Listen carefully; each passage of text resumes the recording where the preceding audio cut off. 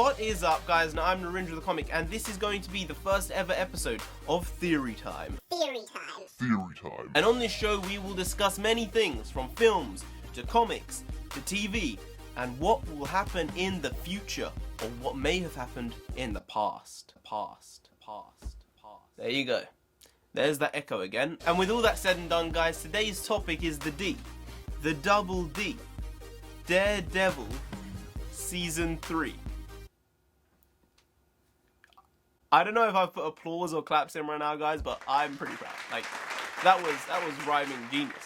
I mean, grammatically it didn't make sense, but I'm pretty impressed. I think I found my new career path, guys.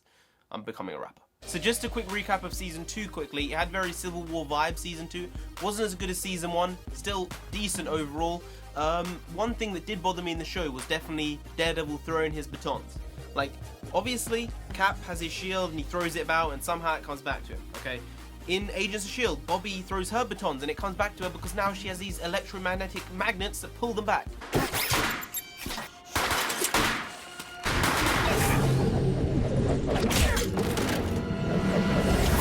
With him, how does he throw? The kinetic energy makes no sense to how he can throw his batons and they come back to him somehow. It makes no sense. But the costumes were great. I thought the costumes were actually really good in this show. I sort of wanted the Punisher costume earlier, but it was still good. The Daredevil costume was such a ridiculously huge improvement on last season.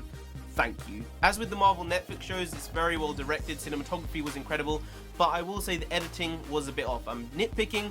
It just didn't work a lot of the time. Scenes would not cut together well. Just my opinion from my little knowledge of editing. Season 1 was probably a 15 in age rating. This was definitely much more violent and graphic. The Punisher scenes were gory as hell sometimes. This is definitely an 18. The Punisher was also great. Jon Bernthal did an incredible job with the Punisher. I thought he was really, really good. Best Punisher yet. Elektra was good. I thought the accent, she did the best she could. You know, let her have it. She did fine. She portrayed the character well, I thought. It was a good portrayal. Her costume was alright. Back to the cinematography and stuff. The pano shots they have in these shows are incredible. It's like a mix between a film and a TV show. It's like the best combination. So for Season 3, they could take the easy route, what I think is the easy route, and put Bullseye as the main villain, which is what they were going to originally do for Season 2, but decided against it. And sometimes the simpler route is better. But sometimes you got to do something different and out of the shadows. And you'll get that right now. My theory is Blade. Now, do not pull my limbs apart in 4 directions and, you know, spread me that way, because this is just a theory.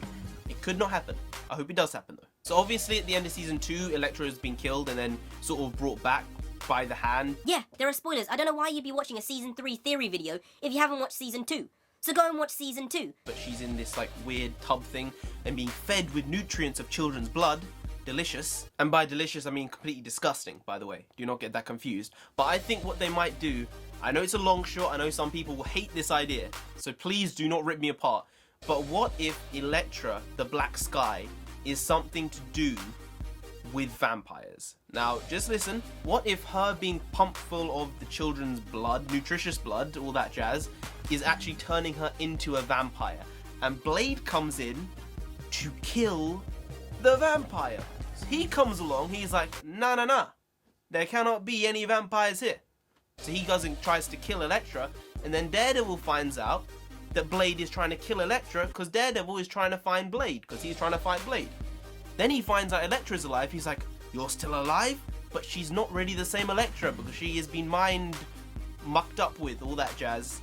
I suppose I don't like the mind control stuff, but it might not be mind control, it might just be a reset of her personality because of the Black Sky thing, whatever it is. Maybe by the end of the season, Daredevil and Blade have been able to get the vampire-esque gene out of her, but then Bullseye does come in as a minor-ish villain, as opposed to Blade being probably for a 4-episode arc, and then Elektra being for a 6 or 7 episode arc, and in the last episode, someone who Daredevil has already fought in a previous episode comes back and is Bullseye, and he ends up killing Elektra, staying true to the comics, and kills her out of her vampire state because they've got rid of it, and Elektra is actually really dead this time. So that's my theory. Very short, very to the point. I highly doubt it's going to happen, but you never know, guys. And if you did enjoy this video, please do like, share, comment, and subscribe to the channel down here. If you didn't, well then Blade's just going to come after you, so just subscribe anyway. Now, I've been Narendra the Comic, you have been great, and I'll see you next time. Skadoosh.